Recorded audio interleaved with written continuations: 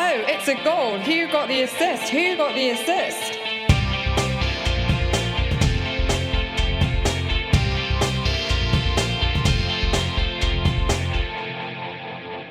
Hello, so welcome to one of our summer specials, a set of podcasts recorded in the summer break prior to the 2021-22 season. These podcasts delve deep and deep dive into an individual subject that influences FPL, the idea being to give you listeners a new perspective on the game you'll know and love, and maybe, just maybe, help you with your management for either the upcoming season or whenever you're listening to this, whatever time in the future you're in. Aided and abetted by some brilliant guests, we're hoping they'll be fascinating and rewarding to listen to if you do choose to put us in your ears. We've recorded podcasts on behavioural science, analytics, and fandom and FPL for this mini-series. First up is the Behavioural Science Pod.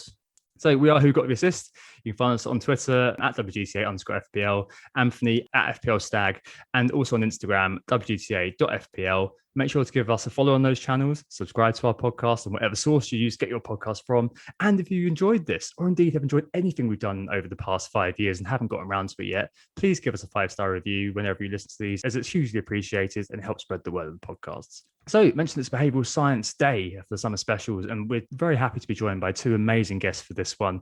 First is FPL_Raptor, otherwise known as Ross, who has burst onto the scene with his behavioural science and psychology insights over the last season, a part of the FPL Connect team, and with a book, which you should all have seen or heard about, and you definitely will be hearing about on this podcast. Welcome, Ross. Hi, Tom. Yep, thanks for having me. I'm excited to be on. Obviously, listened to a lot of the stuff you've done previously on psychology, or your previous episode with Simon on behavioural science.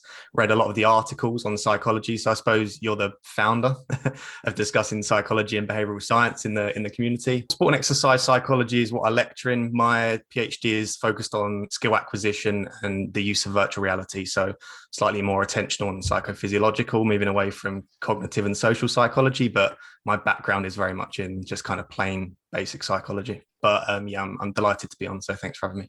Excellent for this podcast then. And also we're joined once again by Simon March, the former winner of FPL and handily a behavioural economics aficionado. You can find him on Twitter at March. Simon, welcome back to the podcast, Simon. Great to have you on again. Thanks again for having me. Yeah, lads, it's absolutely great to have you both on. Thanks for joining us, Ross and Simon. It's a pleasure to have you for this summer special. The intersection between behavioural science and FPL, it's something that WGTA has touched on, and indeed more than touched on in the past. Primarily, of course, thanks to Tom's experience in that area. But this in-depth focus on the topic should be really, really interesting, I think, for FPL managers who think about the game in its wider context. And so I guess making the most of having a guest who has literally wrote the book on this topic, we're going to lean on the structure that Ross uses in his book to break the application of behavioural science to FPL down by periods in and around any given game week. It's a great way for us to effectively touch on the many different ways that psychology plays a role in FPL management. And hopefully I think that everyone who's listening will enjoy it too. So without further ado, I guess, let's get cooking. Yeah, let's get into it. So what is behavioural science? And we'll come on to Ross in a second because his background is slightly different. But simply put, behavioural science or behavioural economics takes the underlying principles of how humans behave according to economics and infuses them with a rationality. So trailblazers such as Daniel Kahneman, who wrote Thinking Fast and Slow, and Richard Taylor, the father of nudge theory, you may have heard of, as well as many other academics such as Amos Tversky, they basically took issue with the pure economics view of how humans behave. That pure economics view is that humans behave and make decisions in the so-called econ way. That is, everything we do, we examine thoroughly, we weigh up all the outcomes and come to the best decision we can through careful analysis of all the evidence available to us to make ourselves the best little economic unit we could possibly be, otherwise known as maximizing utility. What behavioralists said was, hey, that's not true. The human brain is an ascended animal one designed for a simpler time when the barrage of messages and decisions we now make on a daily basis simply didn't exist. We're flawed, we're irrational, and as a result of all this information overload, basically, we utilize shortcuts called heuristics and biases to help us navigate a cognitively complex world. We're essentially not Spock-like characters bent on maximizing our own economic output, and there's all kinds of influence in our behaviors. What's important to note here is that behavioral science is actually not one genre of work in and of itself, unlike literature or history or something like that. It's in fact a combination of many complementary ideas and theories from around academia, such as economics, of course, sociology, anthropology, and Ross's bag, psychology. More often than not, Ross, cognitive psychology. Yes, so a brilliant introduction to behavioral science there. As Tom said, my background is more in psychology as opposed to behavioral science, but they do overlap in many ways. I suppose behavioral science is more focused on the decision making with a specific focus on economics. Psychology, very broadly, if you was to give it a very simple definition, would be the study of mind and behavior. It encompasses many things. It encompasses biological influences, social pressures, environmental factors that all affect how we think and how we act and how we feel. So anything that you're doing throughout your life, psychologists want to know more about. And within psychology, there are multiple facets, multiple subfields, such as biological psychology, cognitive psychology, social psychology. And in my master's and PhD, I'm moving into sports psychology, which attempts to look at the way that sportsmen act, feel, behave.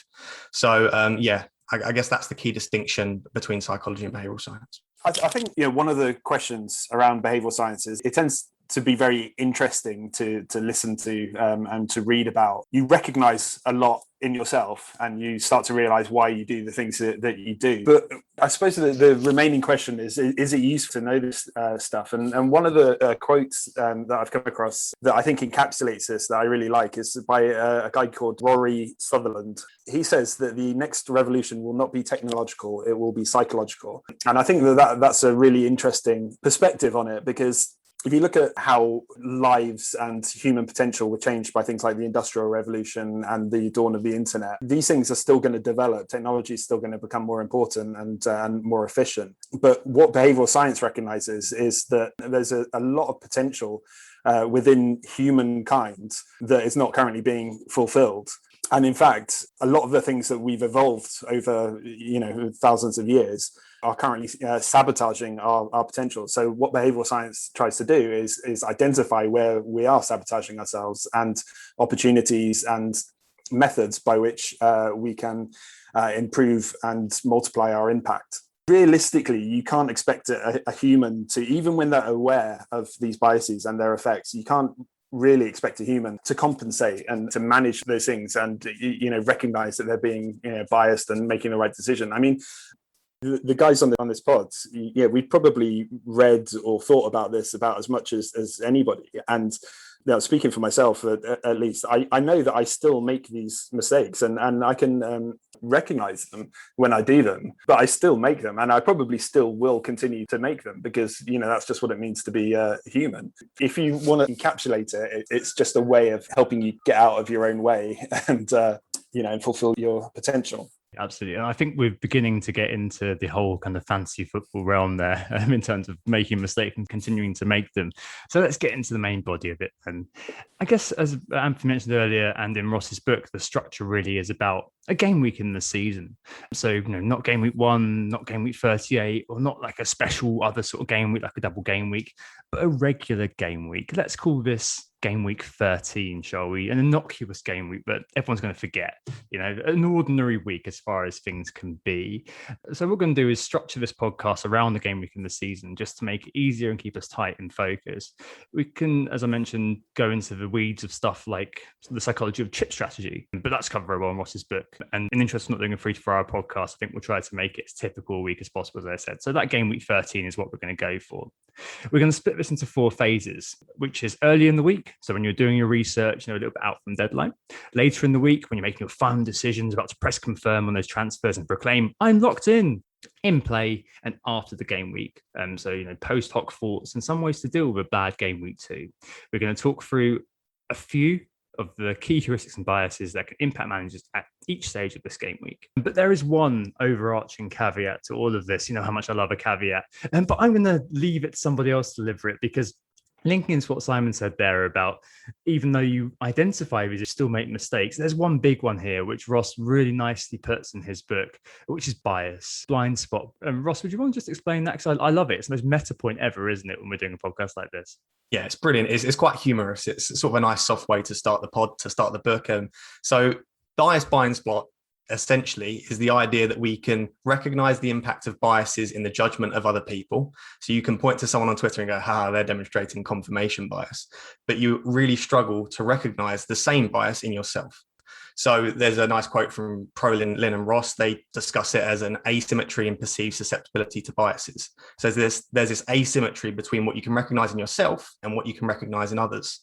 So essentially, we are blind to our own biases. And it's a very nice point to consider as we'll be going through this pod, because I think we'll mention probably 10, 15 different biases, potentially even more. And you may be thinking to yourself as you're listening to this, well, no, that's not me. I don't suffer from that cognitive bias. Other people do, but I don't. And if you are thinking that to yourself, I'd modestly suggest that maybe you're suffering from the bias blind spot. So it's something nice to keep in mind as you're listening. You make the point really well, actually, in the book, and this just maybe ties it off nicely, that most people think they're better than average at stuff. And that just kind of sums it up nicely. It's, absolutely. And not everyone is better than average at whatever it might be. It's called illusory superiority. We have this illusion that we are superior to other people. And I mean, some of us will be. And I'm sure we'd like to think that we are superior at certain things throughout the FPL season. And with respect to our own domains, especially psychology, for me, I'd like to have that illusion of superiority. But we do need to consider that sometimes we're not as superior as we may think. Essentially, we're all human here. And I don't think any of us are propagates immune to falling prey from the things we're going to be speaking about. It's easy to think we may think we are because we're describing them and talking about them. But that's really not the case. So bias blind spot is a great thing to throw off the top. So let's set the scene. It's early in the week with last game week's outcome still high in mind. And you've got a bit of time, barring if you've made any raise transfers, of course, consider your next move and decisions. As I said, it's a bit of an innocuous sort of game week 13. There's nothing out of the ordinary as far as things can be these days, of course.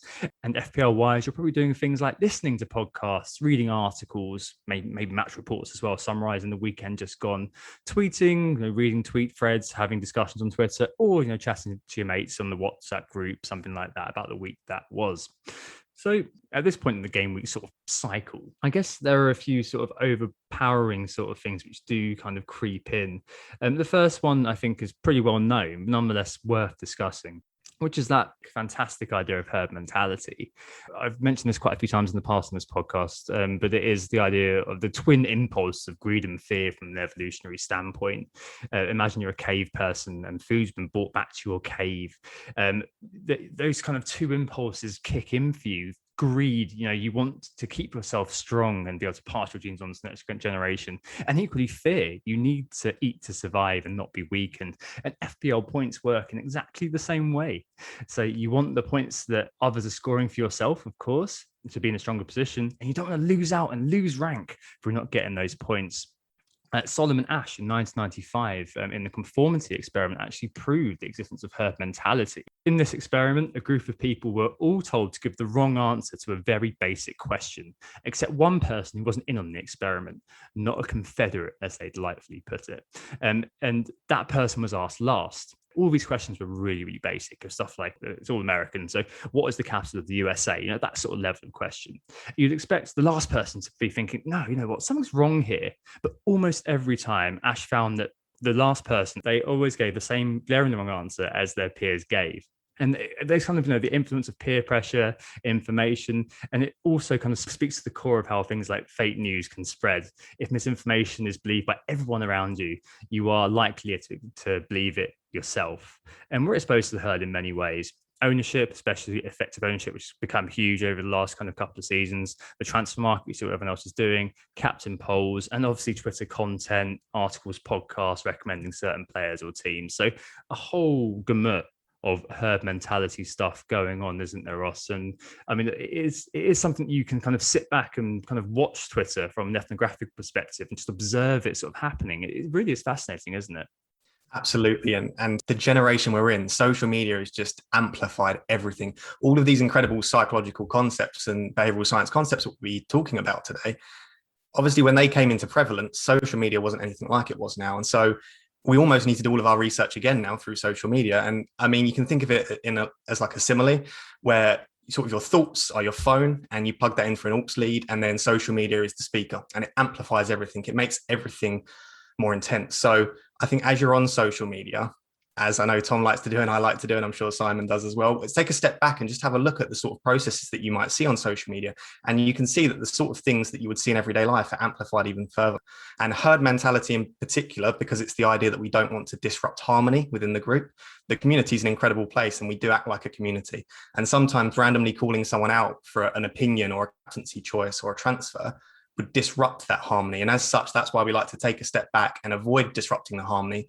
But in doing so, we're not suggesting logical alternatives, and we're not challenging the status quo. So I think I'd recommend, if possible, do challenge, do recommend other alternatives, do try and spark up that discussion. Obviously do so in a very polite way, and don't cause unnecessary aggro.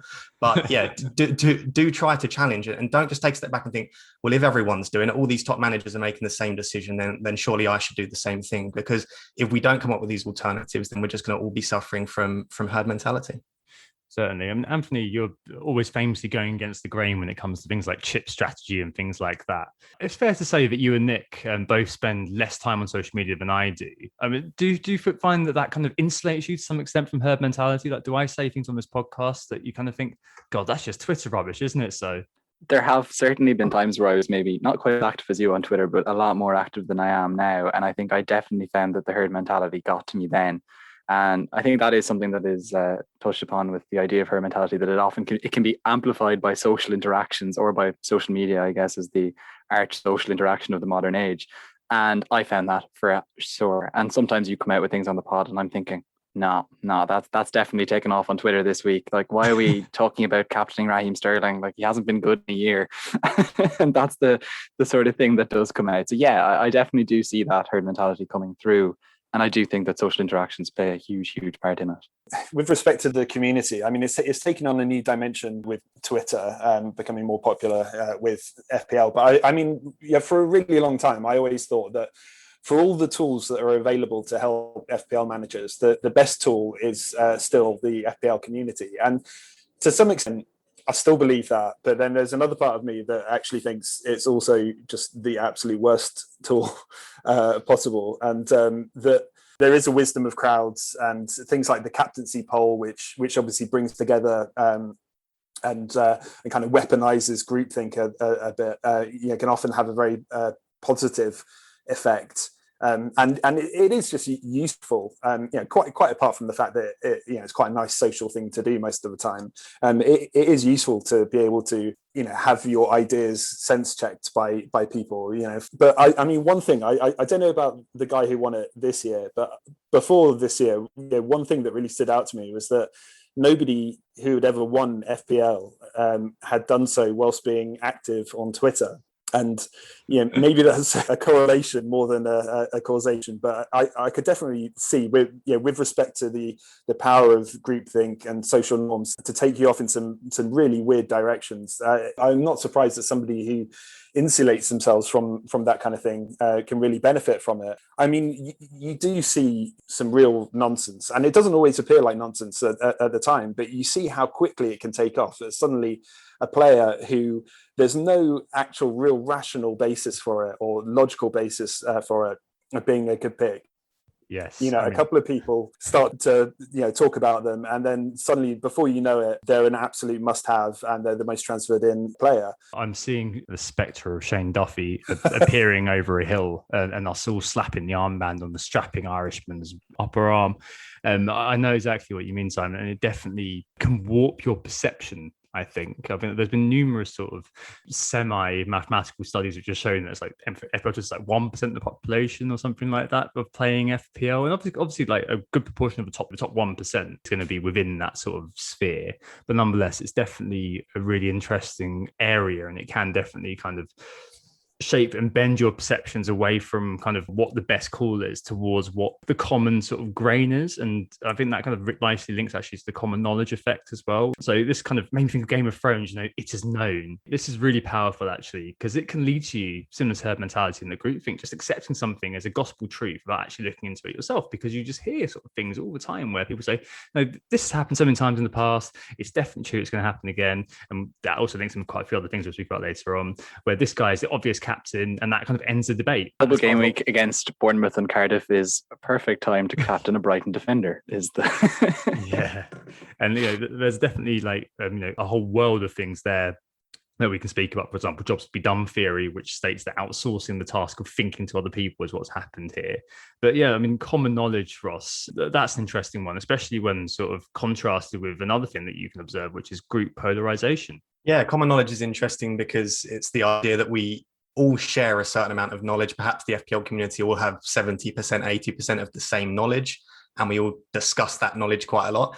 It links to group thinking because we want to kind of maintain that harmony. We don't want to bring in logical alternatives, and we don't want to discuss these additions that might actually bring something new to the table. So the common knowledge effect is the fact that we just basically on Twitter will all discuss the same things that we already know, and that we won't bring these new exciting things to the table. It does lead quite nicely onto group polarization. Group polarization isn't focused on the actual content of the decision of the community. It's more focused on how extreme the decision will be. So focus on the word polarization. When we discuss things in groups and specifically on social media, we tend to polarize towards the more extreme.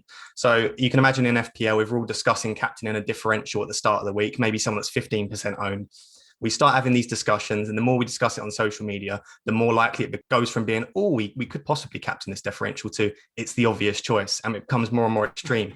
And it's not necessarily just going from, oh, it could be an option to it's the obvious option. It can then even go further, and you can think, well, is there someone that's even more of a differential? So group polarization, you need to be very careful. The more you discuss things, and I'm thinking about Hindu Monkey and his Che Adams train, and the idea of the idea of this train coming through.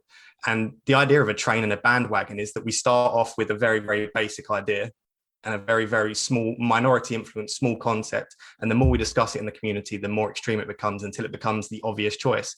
And that's when out of nowhere, you just get a player that doesn't look like they've got a great fixture with not very good underlying stats being captained by 50% of the top 10K. So it's definitely an interesting concept. Yeah, the group polarization idea actually it chimed in with kind of maybe discussions of politics in the last few years, and the idea of, silos, people who are in a bubble in social media that tends to drive them towards quite extreme ideas over time. And we can see the same thing happen in FPL. And so that Overton window shifts as to what is, a viable or feasible strategy. And we start to see people then discussing, okay, Man City have a good fixture, and it goes from just captain De Bruyne to captain Sterling to what about Cancelo or Stones or Diaz or even Ederson, because maybe they'll get a penalty against them and he'll save it, of course. This sort of like daft stuff does start to happen. We see it all the time. Yeah, an esoteric pick will come out, and I fall prey to this fairly often, as I'm sure you all recount from various podcasts over the last 4 or 5 years, where there's an obvious pick, a less obvious pick, and a ridiculously unobvious pick. And guess what I've done? I've gone for the 1% player who shows up for 20 minutes, something like that. And I think, Simon, this kind of links in nicely to what you were saying earlier on, doesn't it, about kind of the nature of FPL Twitter and kind of how herd mentality, common knowledge, and group polarization could all have different sort of distortion effects on your own sense of thinking. I like what you said about the winners. Yeah, when this happens, when you get these kind of mini bubbles in FPL, and a whole bunch of people go in a certain direction, and if you can spot it, if you can tell that they're on a hide into nothing, and you can avoid that. That's actually differential in itself. And I always thought about, looking back on the season that I won it, one thing that struck me was that I don't remember really picking anybody that you would describe as a major differential. I felt that most of the players that I picked were fairly sensible. But what I realized, looking back on it, is that what I managed to do, it was avoid a lot of these bandwagons that ended up getting derailed very quickly, and that was really enough. That ended up being the difference between my season and and somebody who didn't do quite as well that year. So it's not always necessarily a case of finding this diamond in the rough, this real differential. It's some of the time it's just about not getting sucked into these bandwagons that drag you in a negative direction. All right, let's move on a little bit then to anchoring. Anchoring is basically the idea that the first thing you see plays an outsized role in your perceptions, as that's the yardstick you compare everything else with. To give you an example, from the retail world, there's a famous ploy from the noughties where, say you're going to buy a TV and you went to an electronics store. Often the one they want to shift, the mid-price TV, would be the very first thing that they place in the store.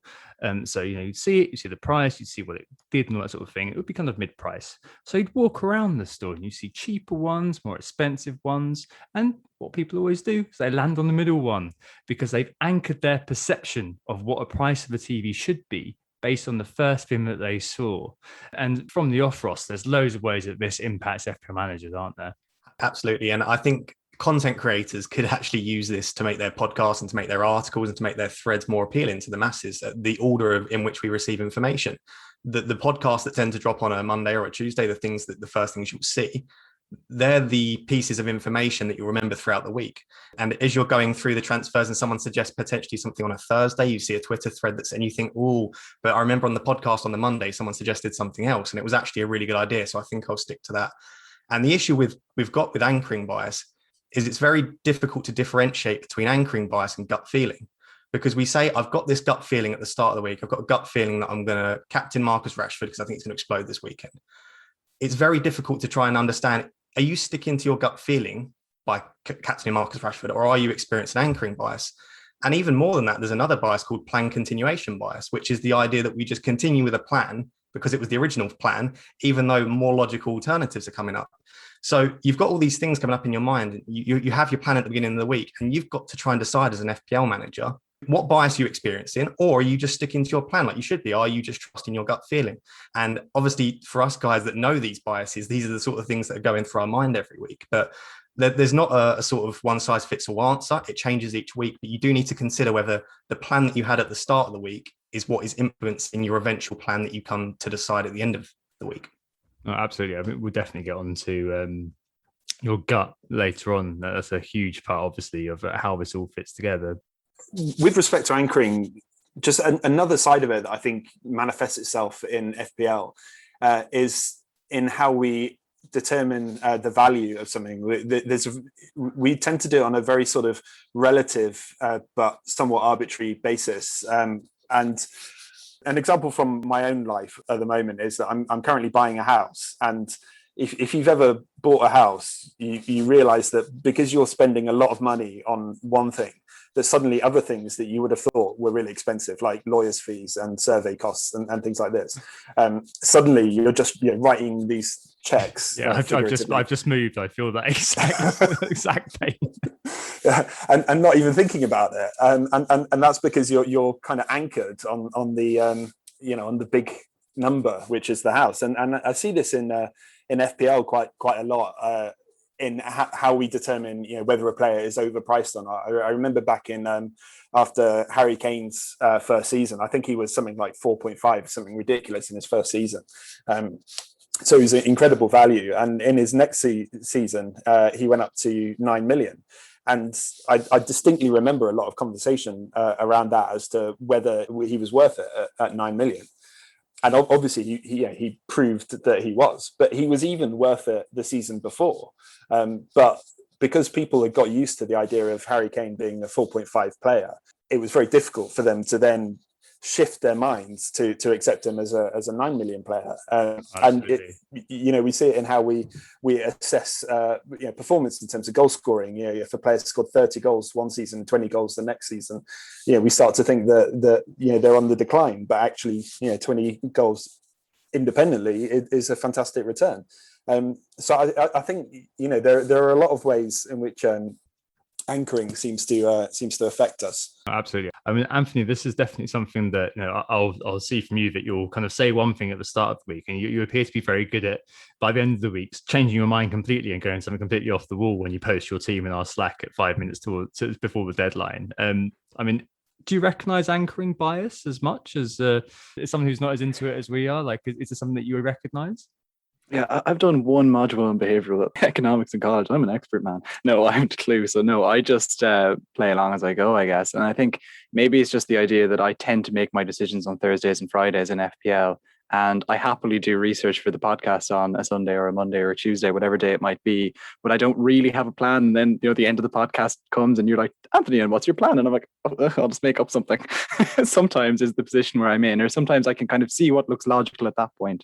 But I want to see some Champions League games or something to really know what I feel like I'm actually going to do when the week comes on. So I think for me, it's more that there isn't a plan to continue. And whilst I might have set out a bus team that isn't the plan. And so I don't get too anchored into a thought.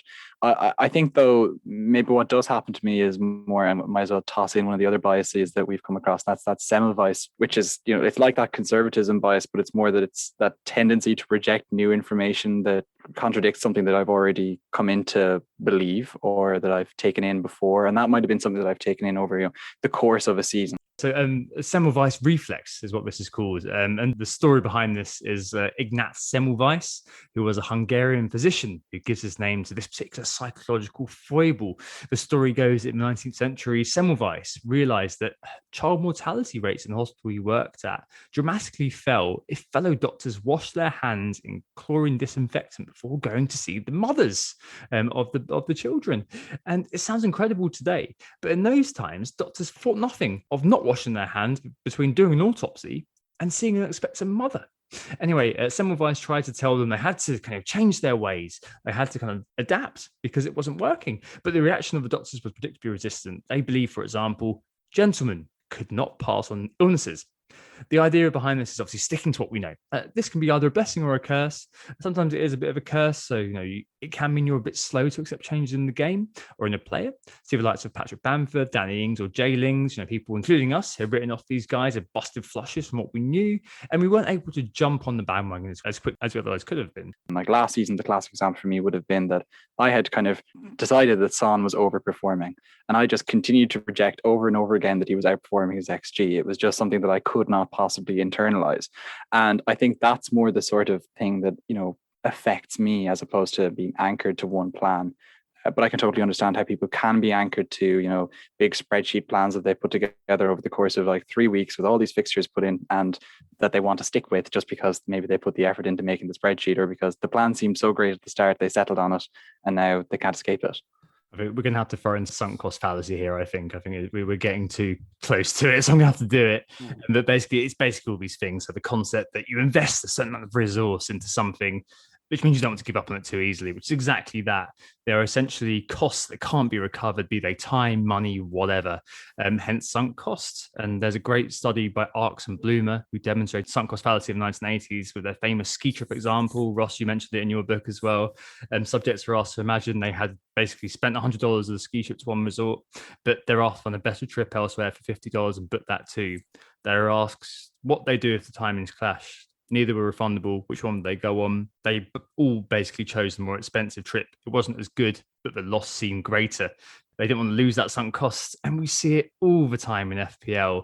The depth of my research shows this. I'm taking a strong position on social media, so I need to kind of follow that through, remembering that group polarization effect we just spoke about, or even idiots uttering on podcasts a very strong position that they feel like they need to then back up and double down on in public, often to their own detriment because an optimal solution presents itself, which is much more obvious. Things, that probably weren't the best things to do, but because you basically dug a hole for yourself effectively or put loads of time into presenting a case something, you feel like you've got to go through with it. This really demonstrates itself in the real world. One of the things that sunk cost fallacy causes us to do is throw good money after bad. That we double down on it. So it's something that gamblers experience. If you're down, then you might as well keep on going down. Rather than acknowledge the amount that you've lost and cut your losses, you end up just losing more most of the time in an attempt to win it back. And I think that we see that a lot in FPL, particularly with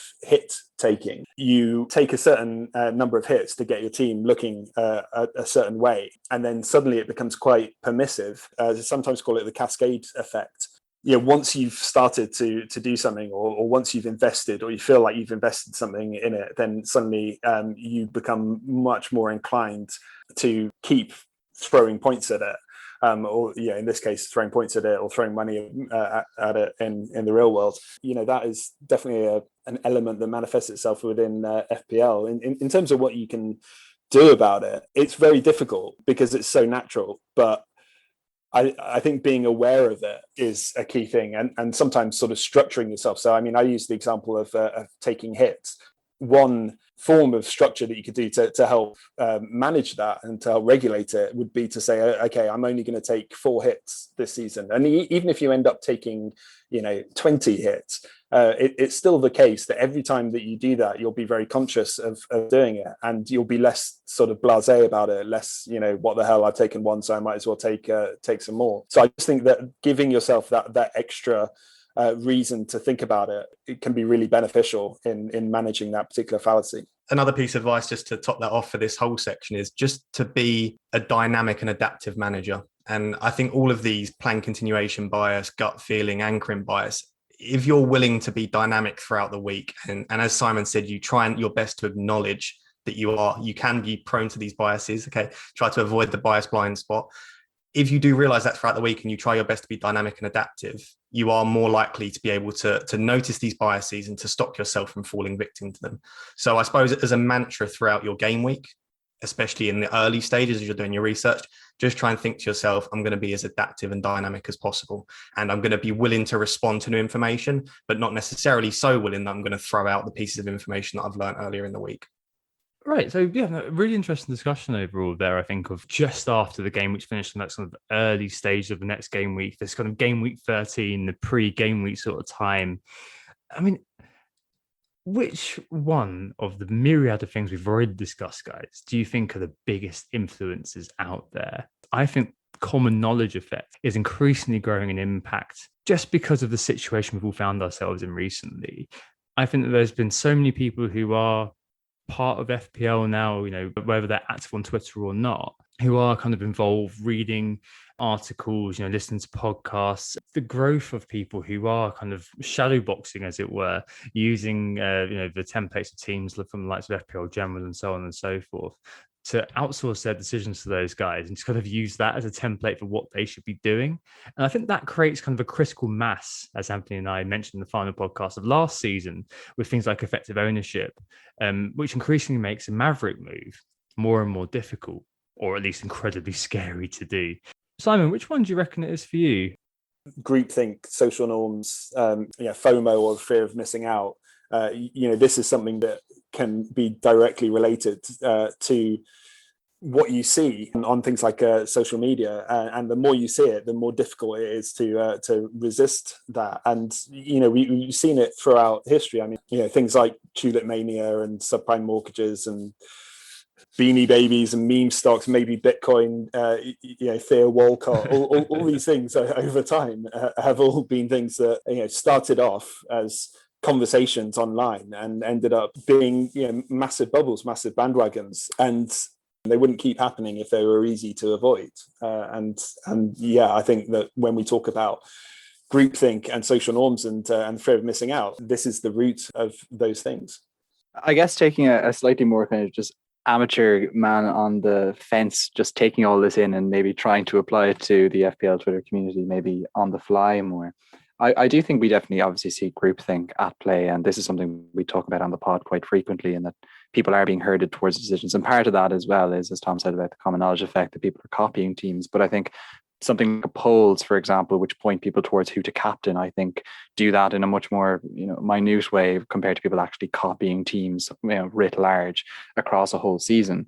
But then maybe when we look at content producers on Twitter, we definitely see polarization becoming a thing, that people are almost using the fact that it's possible to suggest mad things and actually be seen as a bit of a maverick and perhaps somebody who takes risks and does well, and play on that shock value to kind of grow themselves. And I think that's definitely something we see on Twitter more and more. And maybe there's an aspect of that Semmelweis reflex as well coming into things. And I know I'm hitting on most of the ones that we talked about now, but people rejecting new information. And the reason why I think sometimes people are rejecting new information that comes in, which contradicts their original view, is that they feel like their personal worth is tied up in the team that they have already, or the transfers that they've made already, or in the case of content producers, the calls that they've made on a podcast or in an article before or earlier in the season that they say must keep going. So I guess I would point to all three, but I think groupthink is by far and away the one that's driving the ship. In my opinion, the two that stand out for me in my own behaviors and the stuff that I see on social media is probably a combination of plan continuation bias and the Semmelweis reflex. It's the idea that we have this plan at the beginning of the week or the beginning of the month. We do all this research, sunk cost fallacy, we invest in that. and then we reject the new information that disagrees with our plan. So it's a combination of plan continuation bias, Semmelweis reflex, and sunk cost fallacy. I would say those three. And the best way to counter that is to, as I said before, just try and be as dynamic and adaptive as possible as an FPL manager. Really, really good advice. I think that's probably the main outtake from me from doing this, from what Simon said and what Ross has said, is that just trying to make sure that you don't get settled on an idea too quickly, trying to make sure that you don't fall prey to these sorts of things as far as you possibly can, bias blind spot in mind, is probably the way to go in the early stage of the game week. We're going to have a break now. When we come back, we'll talk about later on in the game week, crunch time. Who got the assist? Who got the assist? So we're back, and it's still game week 13. But we've come away from, say, Monday to Wednesday, where we're digesting what happened and so on.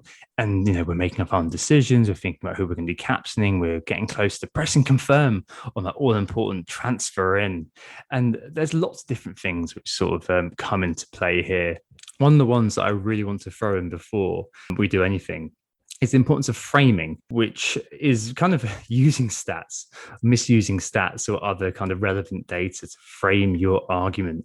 Ross does a great example of this in his book, and I did the same a while back when I did a psychology corner on this. But there's a really kind of pertinent thing to bear in mind when you look at any data which presents as an argument for why a player is worth buying or captaining. Here's a conundrum listeners can definitely all guess the answer to. I'm going to tell you about two players now. So player one, last season, this player had a great campaign. He scored 15 goals, nabbed 14 assists, showing his centrality to the team. He played 31.5 games worth of time and managed a massive 187 points, meaning a hugely impressive points per game of 5.9. Impressively, he scored 15 goals from just 38 shots on target, showing his predatory nature in front of goal. He was also a creative player this year, a new string to his bow, 14 assists from 9 big chances created, and next A of 7 was just fantastic. He's a must-own next season. In contrast, player 2, last season was inconsistent and simply unreliable, He scored 8 less goals last year than the year before, and his points total dropped off markedly from 2019-20 when he scored 23 points more than did this year, so a decrease of 10%. He was profligate in front of goal as well, He was missing over half his big chances, overperforming his XG by a large margin. More than half of his goals also came from the penalty spot this year, 8 of his goals. Over the last 12 game weeks of the 2021 season, he blanked in 9 of those games, showing his unreliability, and he was often left second fiddle as a new strike partner seems to take the limelight. He's definitely one to avoid next season as he's overperforming and simply can't keep this up. Both those players are Jamie Vardy. So it's just a way of kind of encapsulating how you can frame data to put your argument forward. And I think, Ross, this is one you touched on in your book, but a really nice way to kick off this sort of discussion of when you get to crunch time, how you make your decisions can definitely be kind of framed by the data you read and the spin you put on it to suit your arguments. Absolutely. And I love that example of using the same player because it's the same stats. And it's such an interesting conversation because a lot of people will see these biases that we're discussing today and they'll say, well, probably the best way to do it is just to avoid that subjectivity and to just go for objective stats instead. Well, I'll just look at underlying stats because they're objective and they paint the picture. But of course, whilst the stats are objective, it's all about your subjective interpretation of the stats. Because stats by themselves do nothing. We have to then interpret them and then make the choice on which player we want to transfer into captain. So it's that subjective interpretation, which once again, then turns the stats into something that isn't objective. So something very, very worthwhile looking at. And we're going to come on to some other biases here as well. Just worth noting that while stats are objective, we do interpret them in a very subjective manner. Yeah, so researcher bias, I think, is another kind of way of putting that. I think you mentioned that in your book as well, Ross. Obviously, the eye test is something that's held up as being very subjective. And as you kind of say, the stats are kind of often said, these are objective, put on a pedestal in that way. But the way in which you approach the problem still skews the data in a certain way. And it's also interesting to see if this extends to the academic world, for example. So Josh Miller's recent work on hot hand fallacy, which we won't speak about here, but Simon spoke about on the last podcast we did in terms of behavioural science. But he recently looked at other work by Amos Tversky back in the day and found elements of researcher bias in how they presented their data to disprove the fact that hot hand fallacy existed. So it is definitely one of those things which does permeate all aspects of how you interpret data. Moving on to a couple of kind of well-wrought areas in terms of deciding what research matters to you. Confirmation bias is a big one that everybody kind of knows about, is referenced by all manner of individuals, be they content providers or, just FPL accounts. And this is a phenomenon of when you're doing your research to home in on and overvalue information which backs up your point of view, and also you block out or discard information which runs to the contrary, linking with anchoring, things like that. But the effect is that you see stuff online and you're focusing on RMTs with your player in them, and you kind of tend to favor those arguments which are framed to back your point of view up. And this also links to something called belief bias, judging the strength of an argument based on how well its conclusion is argued versus how well the actual data supports said argument. And Anthony, we see this a lot, don't we? And I think that we probably are guilty on the podcast of indulging in this, because we are kind of looking for a bit of an angle on how we present things. And often we can fall prey to this, and next week just be like, oh God, I can't believe we said that guy looks good. Oh wow. And that definitely links into other things that we've spoken about in the previous episodes, things like common knowledge or herd mentality in the group thing. It is an interesting one, Tom, and I've been thinking about it a little bit, because you could argue we're succumbing to confirmation bias and just seeking out the information that backs up our view or backs up the point that we want to make on the podcast about a player, which isn't necessarily the same thing as our view. Sometimes, sometimes we're trying to provide a devil's advocate opinion on the other side to, I know how you're going to go on a player, Tom, so sometimes I'll give the devil's advocate opinion to make sure that the listener hears both sides. But you do find that unless you've got that dynamic where you've got a devil's advocate approach, it's sometimes very, very hard to swim through all the data by yourself. And I think this is definitely a thing which affects threads on Twitter more than anything, where often, because there is that small area or small number of words to get through a point, you often find that really only one position can be put forward on a given comparison of players, which isn't necessarily helpful. And sometimes because if you say, in the last 6 game weeks, he's always scored away from home. But if it turns out that there was only one game away from home, but it isn't very easy to see that in a Twitter thread, you just take this stat taken as it was and you think, oh, wow, this guy's great away from home. I should definitely captain him. And then it turns out that might not necessarily have anywhere near the same value that it should have. And is that confirmation bias? Is that someone just maybe not doing their homework? Or is that at the end of the day, the person who's taking on that information, me in this example, not doing the research for myself and falling prey to someone else's confirmation bias? Yeah, outsourcing that kind of thinking to somebody else. I mean, Ross, what do you reckon here? You put a few really nice vignettes about this in your book. I mean, what's the view from a learned opinion? I find it very interesting, and I like that Anthony's touched on Twitter threads there, because Twitter threads, you can often combine confirmation bias and belief bias, because I would be lying if I say that I don't often skip toward the end of a thread, read the conclusion, and if the conclusion is something that I want, if the conclusion is that I should captain Bruno Fernandes and I want to captain Bruno Fernandes, I'll go through and read the thread. If the conclusion says don't captain Bruno, I'll go, well, that's a stupid thread, and I'll scroll past that. And there you've got belief bias at the start, and then you've got confirmation bias, because you're like, oh, if they've said captain Bruno, I want some evidence that it is indeed the correct choice. This is one of the more difficult. I mean, Simon's touched on it throughout, how difficult it is to spot these biases in ourselves. And if it was easy, then we wouldn't be having this conversation, right? Because everyone would be able to avoid them. This is one that you just have to do your best to try and be aware of. I urge everyone to try not to skip towards the end of a thread or an article or a podcast and listen to the conclusion. Try and listen to the main body or read the main body and form your own conclusion. Because sometimes you'll read the body of an argument, you'll form a conclusion, and then you'll read the conclusion and you'll say, well, that conclusion doesn't match the stats at all. Yeah. And then I think that's the best way to do it, is to look at it in that fashion. Absolutely. I think also there's links to something called the clustering illusion, which as a quant trained guy, it often pains me, but I'm far too nice to point it out, how poor some analysis I see is. And there's often a reliance on a tiny sample set of data to prove a very individualized point. You're backing a player on your team or a player that you've bought. Anthony's mentioned a couple of these stuff like last year. I think you said in your book, Ross, Jack Grealish every 3 weeks has a double-digit haul. That's a great example of that, where people kind of look at a set of random data and basically try to transpose on that a sense of non-randomness. I think there is a trend, there's a pattern there.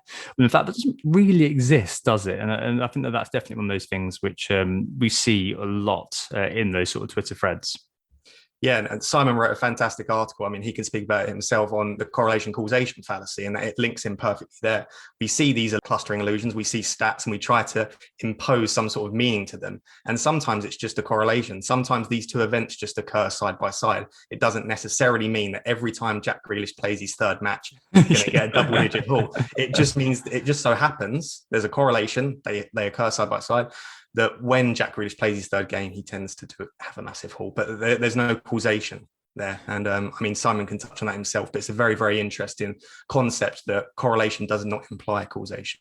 It's really interesting how automatic these things can be. If I'm looking at Fantasy Football Forum and I've got an idea in my head of what kind of player I want to bring in, say I'm considering Harvey Barnes or whatever, my eyes will be automatically drawn to rate my teams with Harvey Barnes in it, and that'll make me feel better about picking him. Even if they're the minority, it will still make me feel better to know that somebody else is looking at it as well. And that really is confirmation bias. But I mean, I even do it proactively. Sometimes I'll be thinking of that player and I'll search for them on Twitter. And I'll actually seek out people who are considering the same player. Again, that'll just be to make me feel better about my decision. And it kind of goes back a little bit to that outsourcing. It's not always just outsourcing the decision process. It's outsourcing the ramifications of it. If it goes wrong, at least you know that other people have made the same mistake. And that's a very sort of permissive sort of behavior. But yeah, with regards to statistics, I mean, I probably shouldn't be saying this given how much we talk about them, but I honestly don't think that they're anywhere near as useful throughout the season as we make out football is. One of these sports where you don't have that sort of critical mass of data, except for at the very beginning of the season, where there are all sorts of other factors, but you can still look back at the entire data set of the previous season or seasons, or at the very end of the season.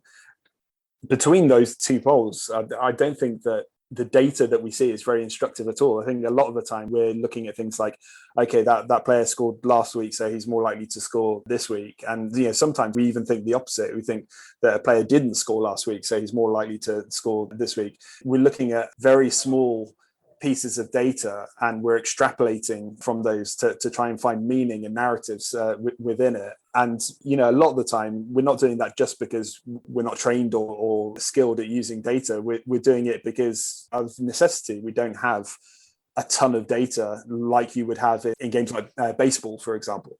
Narrative bias, creating a narrative that does not exist. I think that's definitely something which we see a lot. And I think that feeds into what we were saying earlier on as well about, a random differential coming out of left field, suddenly becoming the course labourer on Twitter, right, Ross? I mean, those sort of things do come out and can completely sort of overtake a very kind of rational discussion.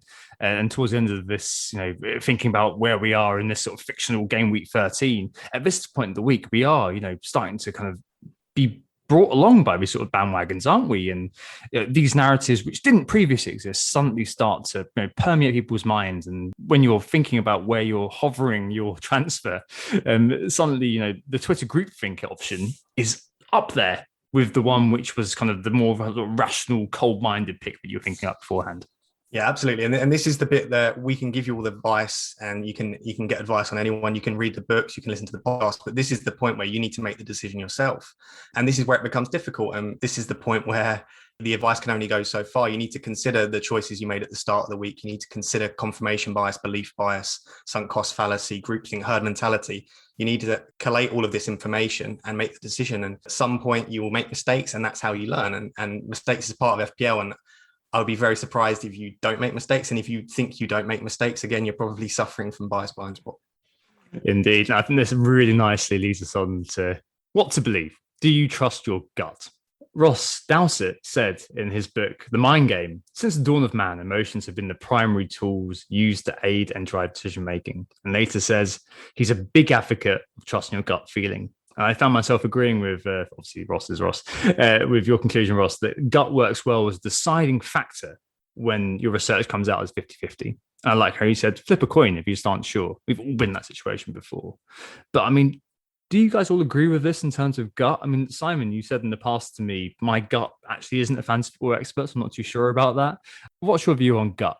I think there's a very sort of romantic concept behind it. This idea, the true answer, the correct answer, lies within ourselves, and it's just a case of sort of teasing it out. Despite the discussion that we just had, there are more objective things like statistics, for example, are always going to be more objective. But I think that gut, even though I'm not a great believer in it, I do think that it gets a bit of a bad rap sometimes, because I think that there are times or certain circumstances where going with your gut just cuts through a lot of the nonsense, some of which we've described, some of the biases. You're just cutting all that out. And there are examples of this. There are people that really believe in this as gut instinct, as a sort of heuristic or a shorthand for making complex decisions. Like one example that I really like is you'll read all these stories of firemen, really experienced veteran firemen putting their teams out of a burning building moments before it collapsed, because they just knew, whether they could verbalize it or explain it or not,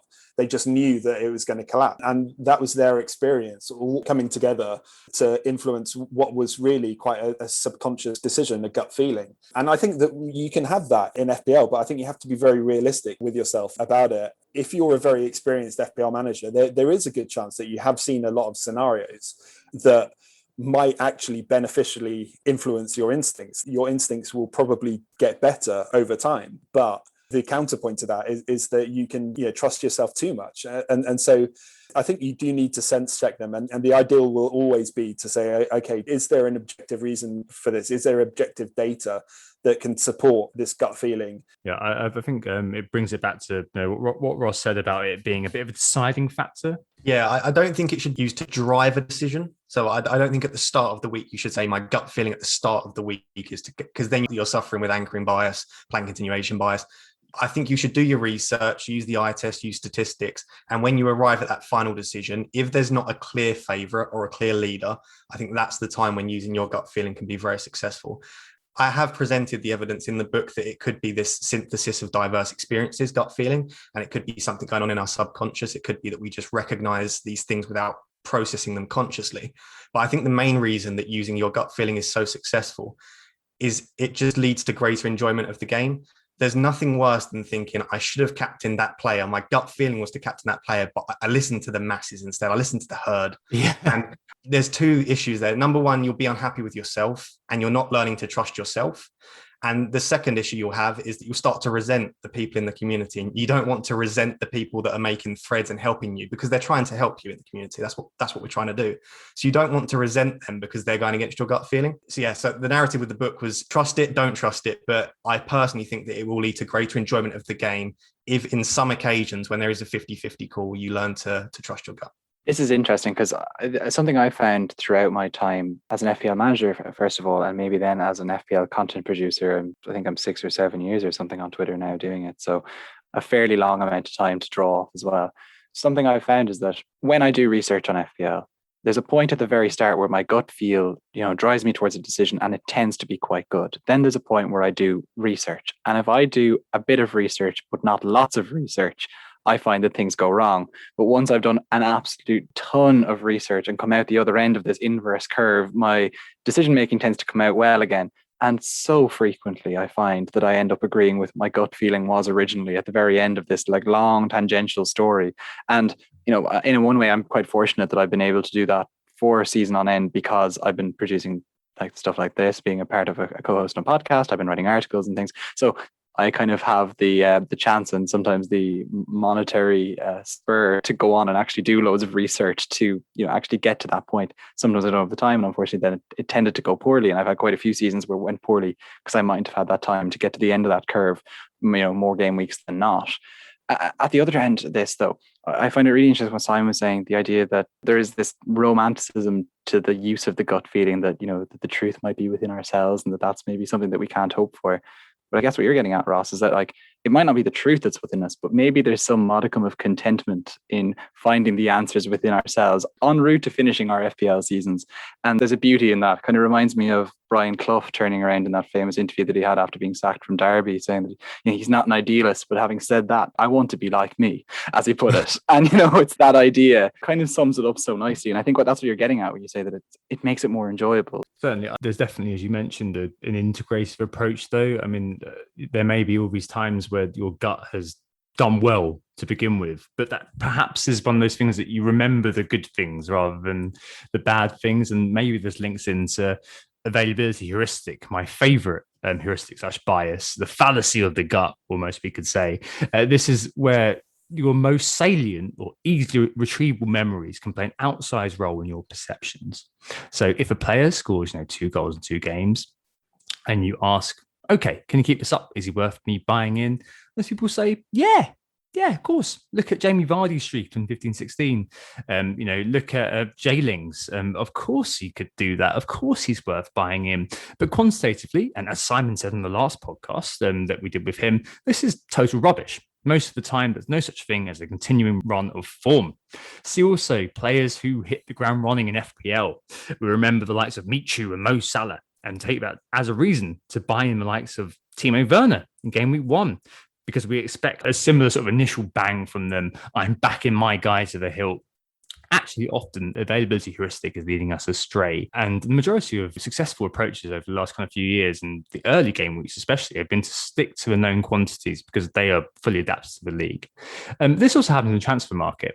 So the Yannick Vestergaard effect, I like to call it, is one of these kind of things that I bring up for availability. So whenever Yannick Vestergaard over the last 2 seasons has scored a goal, his price by 2 weeks has risen by 0.4 million or so. It happens. I don't know why, because he's quite a big lad. I think that he'll get a JWP corner, he'll knob one in, and suddenly all of the less engaged managers will be buying this guy. It also happened a few years ago with the Stephen Ward phenomenon. He scored a goal and an assist in consecutive game weeks, and he rose from 4.5 million to 5.2 million within 4 weeks.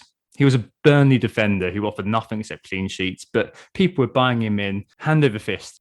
There's also links to something called survivorship bias, which is a concentration on things which make it past criteria, such as did he keep scoring, rather than look at the filters for people who fell by the wayside. And there's so many of them, aren't there, Simon? I mean, you definitely see it in FPL. You can more or less, at the end of a game week, work out who is going to be the most bought in players the following game week, and it will almost always be the player that scored the most, or the cheap player who outperformed his price.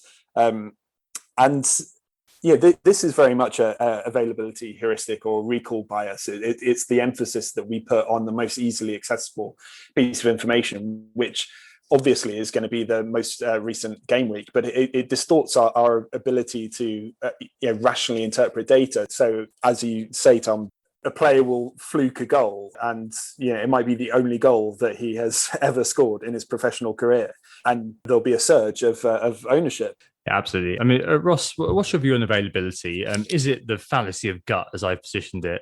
I think this is the thing we need to be really careful of. Perhaps I don't do enough as a big advocate of gut feeling, is realizing what the source of the gut feeling is. And I think that's very difficult to do.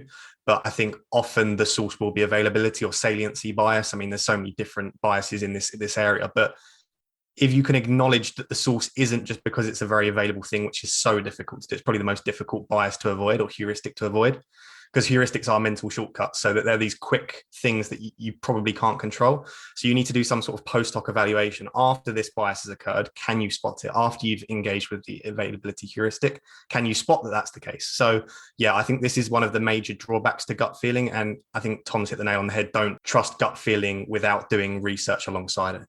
And I think this kind of links nicely into kind of the next point here. So imagining you're looking at your transfers, you're looking at your captain, and really often it comes down to one word, which is risk. Should I take the risk or should I play it safe? Am I risk averse or am I risk seeking? To characterize some FPL managers that we all know and love, players like I mentioned earlier, like Joe from Football Scout, Matthew Jones, famous for a terse approach. They value the impact of the possible downside above the upside. So they're all looking to be very conservative, small c, and make sure they've got the key players, the template players who form a threat. And maybe, their kind of punts and inverted commas are always going to be sort of small scale. They're not going to be captaining outside the box. They're not going to be buying in players, they're esoteric small loans, versus players like Late Riser and maybe myself as well to some extent, who are more risk-seeking players. You're always looking on the bright side. You're always thinking about what you can gain rather than what you can lose. And Ross, this is definitely one of the things. I mean, there's a huge questionnaire in your book, isn't there, about how people can characterize themselves in this way. And we do this on the pod too with Nick's favorite risk profiling podcast. Rather than conclude with this, I think I'll caveat with it at the start, as Tom loves his caveats.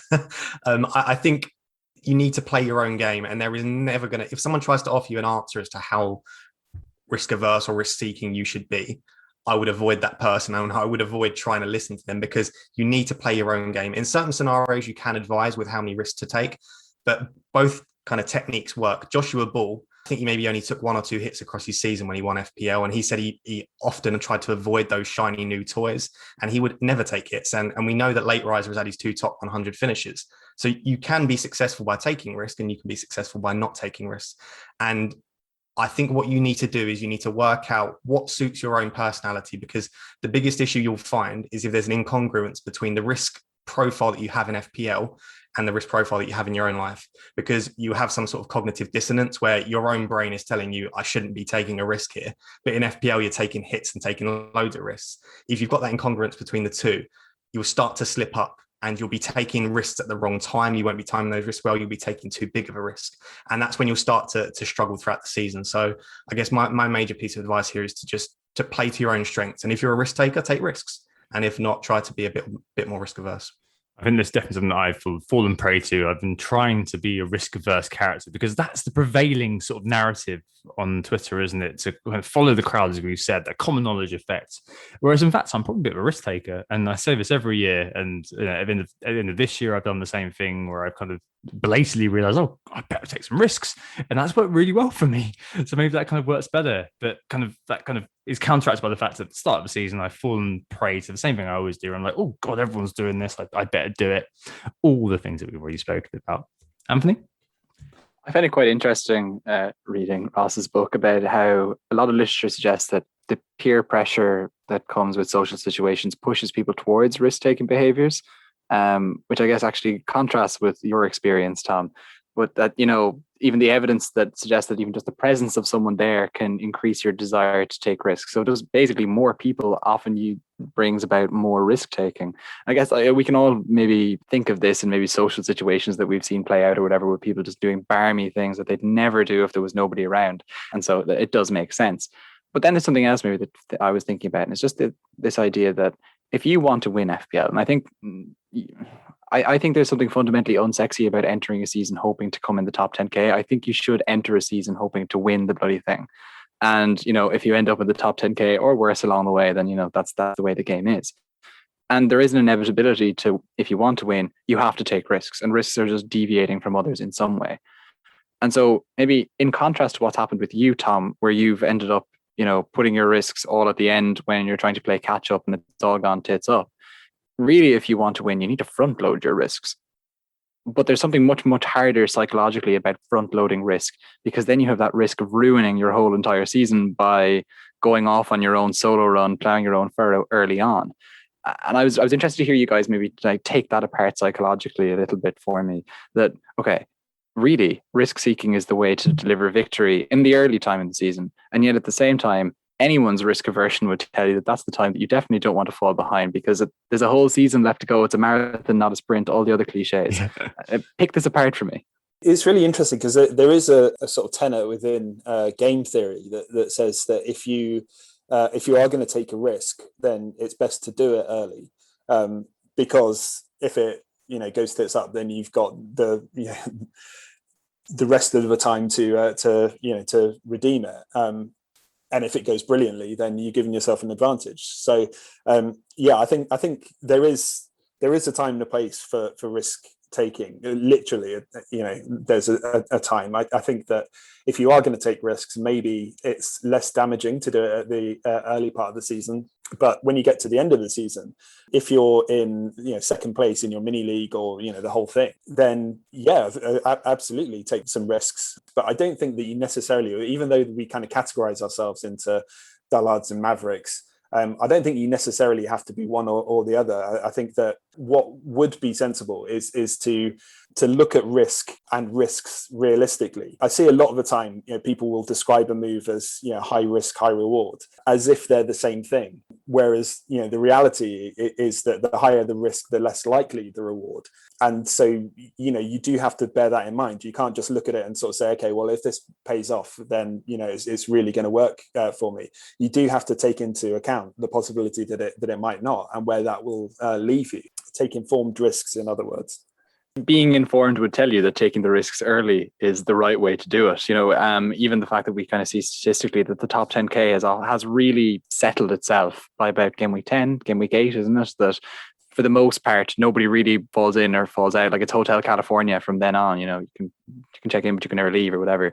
Like that's pretty much what starts to happen at that point. Maybe it is your game week 1 team or that early wild card in game week 3 to just react to whatever it is that you feel is the requirement to do is nearly the way forward with risk rather than trying to play catch up at the end. It's quite interesting to me. I guess just to round off this section, I like to try and remind myself that we shouldn't be thinking in binary terms. And I think that's what Simon was getting at. As individuals, we like to think yes or no, risk taking, risk averse, confirmation bias, no confirmation bias. And everything in life and in psychology in particular, or most things, tends to be on a spectrum of some kind. And this has started to come into play a lot in clinical psychology with autism spectrum disorder. And we've started to realize that people aren't one thing or another. It's not black or white. There is a gray area in between.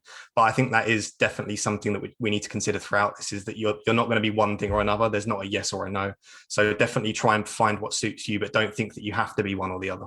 Definitely a scope to start singing some Michael Jackson there, but I'm not going to do that. I'm not going to destroy the sanctity of this really, really good podcast by doing so.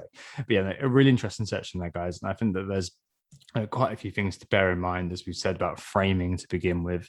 I think that's my big takeaway from all observation of FPL Twitter, just to bear in mind how people come at things and how people are presenting data, but some really interesting stuff about how you present yourself as a risk taker or not, and how the gut can either be a good or a bad thing, and how these things can influence the decisions we make. At this point of game week 13, we are at the point where we've made our decisions and we are about to kind of hit the deadline. You've locked your team and you're ready to go. And back after this small break to come into the last kind of couple of sections, which is in play and also post-op after game week. Who got the assist? Who got the assist? So we're back, and I guess at this point, to set the scene again, it's game week 13 and we're in play. The deadline's gone, pens down, and we're strapped in for yet another game week. This game week 13, there's been lots of decisions to be made. There's lots of podcasts, articles and things to digest. But it's all over now, and we need to see how it plays out. The first section here is looking at in play, and it'll be quite brief. But there's definitely a few things that can wash over managers cognitively as this kind of enjoyable start of the week where hope lives before it goes to die when the actual results come in. It can happen. Behaviours we see mostly are virtually. As we've mentioned a few times, social media is a bit of a petri dish of how all these things sort of come together, be it on the Twitter timeline or in those group chats. But I think one of the big things actually that I see is anticipated regret in how people talk about what happens, especially before things kick off, but after the deadline has hit. There's a man called Marcel Zeelenberg at Tilburg University in the Netherlands, who is literally the regret king academically. He, for some reason, has staked his entire career on looking at regret, the emotion of regret. And he characterizes regret as a counterfactual emotion. He says that regret is a rather complex emotional experience and that it both stems from and produces higher order cognitive processes. Freedom regret requires the ability to imagine other possibilities than the current state of the world. One has to reflect on one's choices and the outcomes generated by those choices. But one also has to reflect on what other outcomes might be obtained by making a different choice. So there's so many things there which definitely sort of take us out of the present and into the future and projecting onto that future. And what this means in terms of fantasy football management, when the deadline has gone or just before a game starts, we see, I should have bought X, he's starting now, or why didn't I captain Y? The opposition looks like they're tailor-made for his sort of game. And I think it's fascinating to see how this future gazing psychological foible really manifests itself. The event hasn't happened yet, but we're transposing a result and projecting what we think our emotions will be onto the future. A really fascinating sort of meta one And I think, Ross, we definitely see this, don't we? And the initial reactions to lineups, and the big game of that game week, we definitely see people kind of minimizing perhaps what's going to happen in the future, or indeed kind of trying to kind of give themselves a sense of comfort about a potential result which could occur. And anticipated regret, I think, definitely plays a huge part in the in-play element of a game week. Yeah, absolutely. And that 90 minutes following the deadline can be, still used to be an hour, but that 90 minutes following the deadline before that first game can be a long 90 minutes as you're scrolling through Twitter. That idea of regret and seeing everyone else's teams, and you're looking for that confirmation bias. Has anyone else brought in the same player that I have? Is anyone else captaining that differential? And that regret starts flooding in that kind of, I suppose, before in play, but after you've made your decisions, that initial stage of the game week. And I guess I'd like to bring in here the idea of illusion of control, because it's helped me a lot with my, I wouldn't say issues, but I do struggle to switch off once the game week starts, and I'm constantly checking my team, and I'm constantly checking live FPL, and I want to know what my rank is, and I want to know if I've captained that player with the what if function on live FPL net now, and I'm always interested in these things. But what we do need to realize is we don't have control over the outcome. As soon as you've entered your team, that is it. You've got your score. You can't do anything once you've entered your team. The players need to perform for you. So this idea of illusion of control is the idea that we don't actually, we think we have control over an event we don't have control over. And that is the case with FPL. And I used to do the same during my bachelor's. I used to try and think, right, I've put my pen down in the exam hall. I've finished my exam. That's it. I've got my grade. I know it hasn't been marked yet, but I can't do anything else after I've written that exam. And it's the same in FPL. And I think that comes in with the regret idea. Try not to regret it. Try not to have this anticipated regret. Realize that you can't control anything after you've submitted your team. And there's nothing you can do after that fact.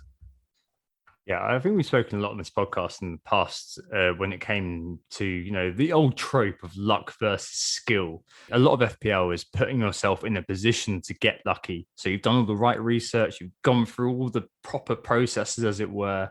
And at the end of the day, it's just, will it be all right on the night, or will it be all right during the game week? I mean, Simon, is this something that impacts you as an FPL manager? Oh, yeah, definitely. In fact, I mean, I'm interested to hear that people actually start a game week and don't feel regret. It feels to me like it's just a kind of standard. But I can really relate to a lot of this myself as, somebody that has quite severe obsessive compulsive disorder. I definitely find myself doing that kind of magical thinking things that I can somehow influence what's going to happen in the game week. And that's really kind of affected me quite a lot, and my enjoyment of the game.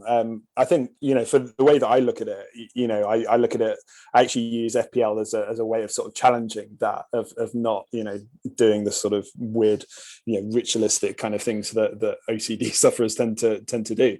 But what I think you ultimately want to get to is a point where you've made a decision, and it's a decision that you can live with, that you can justify to yourself whatever the outcome is. And that's very much a case of we talk about outcome bias sometimes, the tendency to judge something based on the outcome. But if you can judge something based on the logic that went into making the decision, then that's a far easier to cope with, and makes you much more accountable, I think, for your own actions, which is something that will benefit you in the future. Just quickly, one thing that I'd really recommend is not looking at your rivals' teams until the game week is finished at best, because it will just wreck your game week. Because whatever you've done, you can see your players, and they might score, and you can feel really good about that, and you'll get all the enjoyment that you might typically get from that. But all it will take is for their differential to do well as well, and that just completely undermines everything that you experience. And ultimately, at the end of the day, even though we take it more seriously than perhaps most people do, it is a game. It's supposed to be fun, and sometimes I think you have to kind of manage that and manage the anticipated regret that you might have, and maybe kind of insulate yourself from it a bit. So as part of managing anticipated regret, Simon, do you now try to ignore EO as well? Because that's definitely something that has become more and more pervasive in the last 2 seasons. And now we're starting to see, the amount of damage against you, how a player getting a point will do to your rank and all this sort of thing. Do you just avoid all of those tools completely?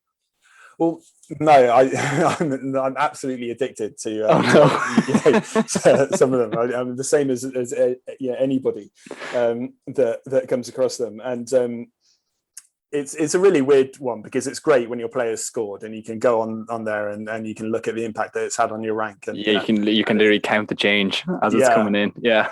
So it's worth it on that level. But yeah, I'm sure that there are negatives. It's something that that I would like to maybe write an article about or something and see, does it change the way that we play it?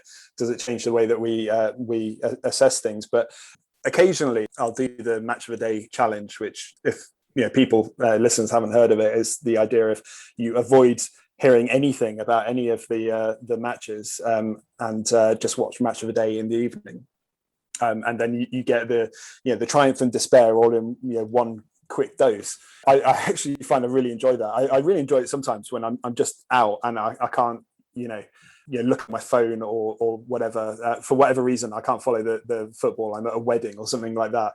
I actually really enjoy it when you can just kind of check it all in one go. Later on, and if it's good news, then it's still good news. If it's bad news, then at least you only have to experience it once rather than it be drip fed to you across the entire day or weekend.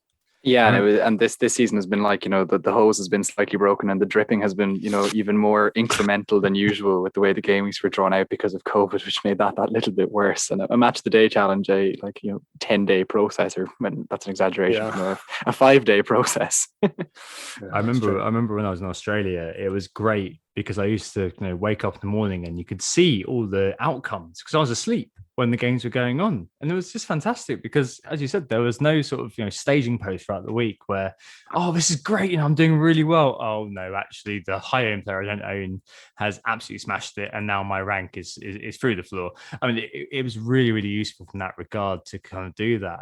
I was just remembering kind of what we said about illusion of control. Effective ownership and illusion of control. Do you think that people kind of making their decisions transfer-wise based on ownership or the forecast of that kind of effective ownership kind of helps them to retain this illusion of control? So they think, what, I've at least kind of made steps to negate the downside of what could have happened.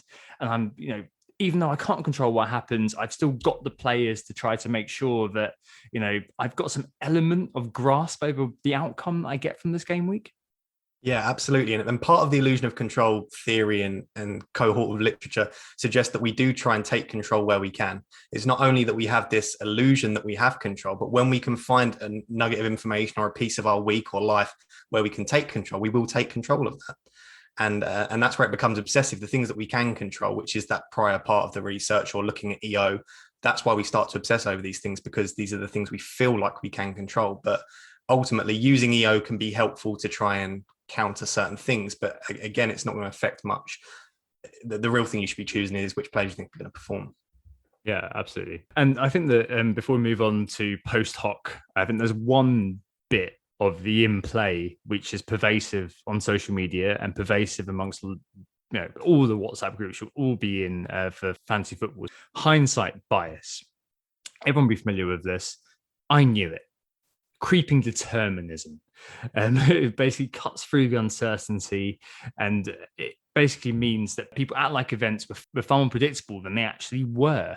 Like, we're all very guilty of this one time or another, kind of just, positively saying, oh, I knew this guy's going to perform. I brought him in and, I'm now reveling in the fact that I've got loads of points when in fact, he's just bummed a chance in and he's got a house assist from, the 45 yards out. He's passed it to someone who's got an amazing solo dribble and scored, and you've got a goal and assist. Hey, presto. And it can also function negatively too. So you can say, oh yeah, I knew that my captain was going to blank. And, it's comforting, isn't it? As a motivationally, it's very comforting to think, oh, well, it was inevitable that he'd bang as I didn't captain him or own him or whatever. And this, interestingly, has actually been proven to be true. So Dietrich and Olsen in 1993 asked college students in the US, it always seems to be college students in the US, which is a whole different thing. But anyway, they asked them to predict how likely the US Senate would confirm a Supreme Court judge called Clarence Thomas. Before his confirmation, only 58% of students predicted that he would be confirmed to go in. They then repeated this experiment afterwards. And afterwards, 78% of students said that he be confirmed to go in to the Supreme Court. So it just kind of shows how hindsight can change, alter, and make people think that events are far more predictable, as I said, than they actually were. And Ross, we see this all the time, don't we? Yeah, absolutely. And I'd just like to say that trusting your gut here will help reduce hindsight bias, because a part of hindsight bias is the idea that we look back and we said, I knew that would happen, or I knew I shouldn't have done that. That's why it's also termed the knew it all along effect, is sort of like the colloquial term for it. And if we trust our gut feeling in those 50-50s, we're less likely to say, I knew it would go that way, because we're trusting it. And if we knew it, then we would have gone for that decision. So that's another nice benefit of trusting your gut in those 50-50 calls. You're less likely to activate hindsight bias and outcome bias. So let's move on to the final part of this then. The game week is now over. Yep, our game week 13 has come to a close. However you did, you're probably picking over the wreckage of it. You're looking at what went right, what went wrong. And before the cycle starts all over again, you start listening to podcasts again, you start reading reports, and you start doing whatever you do in the early stages. It's worth going over the psychological impacts that the aftermath of a game week can have on you as a manager. How can I tell how well I've done? Simon mentioned this earlier. Outcome bias is a massive impact on so many people's perspective on how they did during a game week. We did this on the podcast back in the Project Restart sort of time. Outcome bias of resulting in poker is, simply put, the tendency to evaluate the quality of a decision based on the outcome rather than the thought process. People who succeed are assumed to have made best decisions than those who have failed. In life, as an FPL, this means that people have made the right decision, easy to be cautious and not risk it, as that works the majority of the time, but failed are punished more than those who took irresponsible risks that happen to work out, e.g., captaining a mad pick that pays off.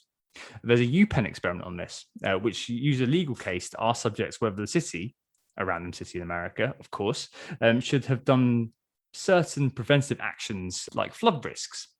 When exposed to the evidence the city had at the time, 24% of people said that they should have taken the action to, mitigate against floods. But when exposed to the outcome the action was supposed to prevent, this rose to 56% of people. So more people after the fact there was a flood said, you know what, these guys should have probably prevent against a flood. Shocking, right? And I think we've kind of touched on this a few times. But the governing principle for me is peace of mind when it comes to outcome assessment. Obviously, there is in kind of the cadence of FPL a right and a wrong, because the points are the points and your rank is your rank. But I guess psychologically, in terms of feeling comfort of how things have gone, you can always kind of pull yourself apart when you ask yourself, was it the right decision? Because yes or no, it becomes very, very blunt, doesn't it? I think actually to make yourself kind of feel better, or at least kind of help you kind of continue on with the season, or at least be able to have that kind of resilience to kind of think, you know what, I've had a bad game, but I'll continue on. The better question, rather than was it the right decision to ask yourself, is probably, am I happy with the decision I've made? It's an attempt to put maybe structure on the randomness, remembering again clustering illusion, hindsight bias. But I think that outcome bias is definitely one of those things which pervades a lot of kind of post hoc analysis of what happened in the game week. And actually, you can loll at somebody who's done something which hasn't paid off. But if it was an outlandish punt, then fair enough. But if it was something which did have kind of a backing to it, you went for everything, either as gut feeling, which kind of pushed them there, and or there were kind of underlying objective reasons to do a thing. It's important to, I think, Simon, to look at outcome bias and kind of think how that kind of outcome actually isn't a bad thing in some ways. Yeah, absolutely. I mean, part of this is really making yourself feel better about the decision that you've made. But there is a really sort of practical element to it in that if you assess all your decisions based on outcomes, then that is going to start to influence how you make decisions in the future. And if that outcome was not objectively realistic, and you spend your next game weeks trying to somehow capture that or predict this thing happening again, it's much more likely that you're going to miss every time. And so I think it really benefits you to be able to look at your decisions and say, all right, have I reached this conclusion? Even if it turned out to be wrong, have I reached this decision in a logical way? And if I have, was I just unfortunate, or was there a flaw in my methodology, in my process? And looking at it in, through that lens means that it actually becomes a beneficial process, as something that actually enhances your ability and makes you a better manager over time. It takes that disappointment and actually repurposes it and says, okay, well, I've learned something from this. In terms of a quick exercise that you can do, is to sort of say, okay, if you look at the outcome, what would you have had to have done to have predicted this outcome? And that can be quite a useful process in terms of both, one, making yourself feel better about something, because there's a good chance that via this exercise you'll find out that you couldn't have predicted this outcome, or not reasonably. And secondly, it will allow you to look at your own process and your own methodology in a more critical way. And as I say, this is a way of improving your ability as a decision-making FPL manager. Yeah, so just to build on what Simon said, I think one of the main things is there's going to be a high amount of variance in the outcome. And I think that's a very big thing. Is one week you'll make exactly the same decision and it'll have a very, very different outcome to the next week. So with the amount of variance there are in outcomes, I think it's very difficult to try and work out what you've done well and what you haven't. So last season, I sold Luke Shaw and Bruno Fernandes before Man United played against Liverpool.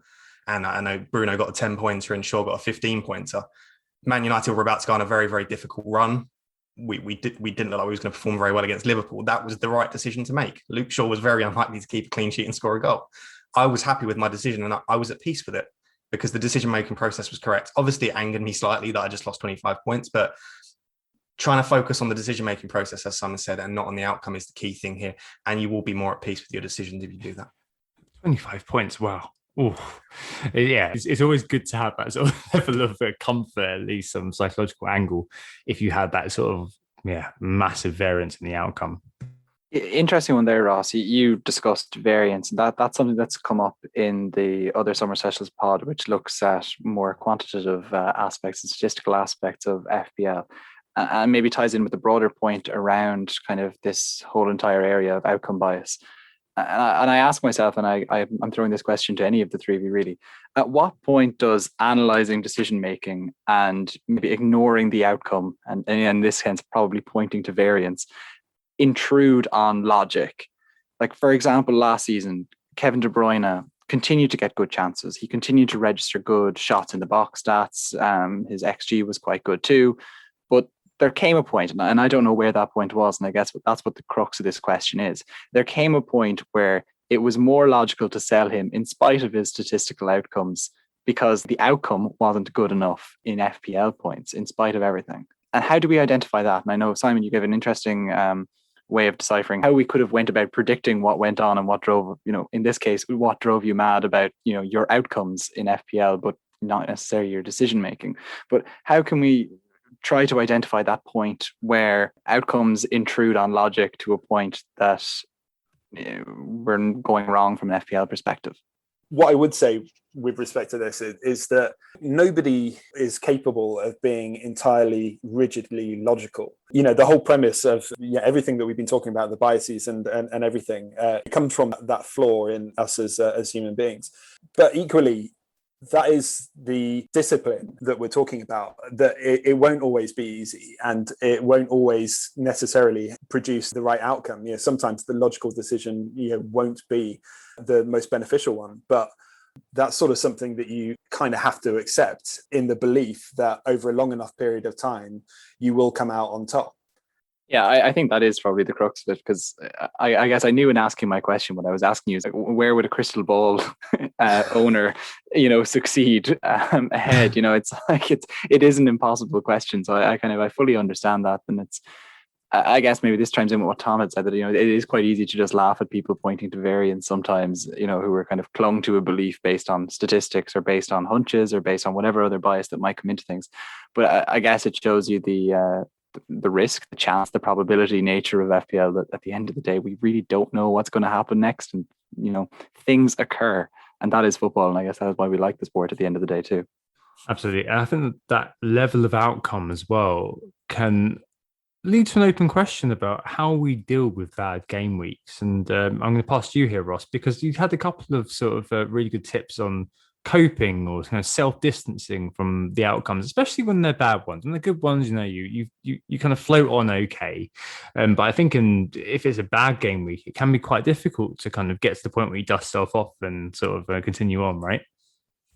Absolutely. And I think this is a really important point, because the point of FPL is to enjoy it. And we can talk about all of these cognitive biases and if you fall victim to this bias and this fallacy, and if you fall victim to groupthink. But if you're enjoying FPL and you regularly suffer from groupthink, herd mentality, confirmation bias, but you're enjoying yourself, doesn't matter. If you're happy with doing what you want to do, then that's the most important thing. So one of the main things that I always try to tackle, and I always am happy to discuss on Twitter, is how can we increase our enjoyment of the game?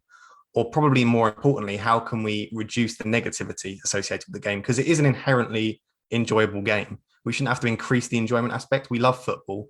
We love moving little shirts around the pitch. We should inherently enjoy it. So it's how do we sort of mitigate the negative impact of FPL? So I guess the first thing to consider is, why do we experience negative emotions and negative feelings? And the main thing is because it's so immediate and so present. We're so enveloped by the game week that we're in, or we're sitting there on a Saturday, we're scrolling through Twitter, we're watching football. We've been spending 4 hours a day all week sort of drafting our teams and making our decisions. It becomes part of our world and part of our daily thoughts. And we're so enveloped in that here and now, in the emotion, in the immediate situation, that it can be very, very difficult to detach ourselves from that. So it's very intense. So the key method for dealing with the negative emotions is to try and detach yourself, to try and distance yourself. And that's where we get self-distancing, not to be mistaken with social distancing. So self-distancing, you detach yourself from the current situation. It's also called psychological distancing. Sometimes you'll see in the literature. Essentially, you're mentally separating yourself from the immediate situation, and you're trying to see the bigger picture. So you can imagine physically, you're trying to pick yourself up, take yourself out of that bubble that you're in, and then put yourself somewhere else and imagine what it would be like in the future. So by detaching ourselves from the current situation and by psychologically distancing ourselves, we're basically trying to make our reasoning improve. So we're trying to reason more with the emotions that we're experiencing during the game week. So the best way to do this is to have a series of statements. So I have a few of these on my phone. I'll admit I struggle with this. So I regularly try and use my own advice. Fair enough. Yeah. So I have a list of statements on my phone, and it will say things such as, we'll use Game Week 13. In 1 year time, will I be worrying about my captaincy fail in Game Week 13? Right? And the answer should be no. It might be in 1 year time, you might be worrying about Game Week 13, but it's unlikely. If that doesn't work, you can then extend that. In 5 years time, will I be caring about my 2021 season in FPL? No, you won't be. You probably won't even be caring about an FPL in 5 years. You might be, but you can start to see, if you try and detach yourself from the situation and consider the bigger picture and the future picture, you can start to realize that FPL isn't everything, and it's not this intense, immense game that has to worry us at every turn. And I think this is useful because whilst the crux of this is it's just a game, if you're someone that suffers with negative emotions during the game week, the worst thing that someone can say to you is, oh, don't stress, it's just a game. That can really hurt, because for us, it's not just a game. And obviously, if that worked by saying it's just a game, then we wouldn't be experiencing these emotions. So it's not just a game. It's a very important part of our lives. But what we can do is try and detach ourselves from that and consider the bigger picture in the future.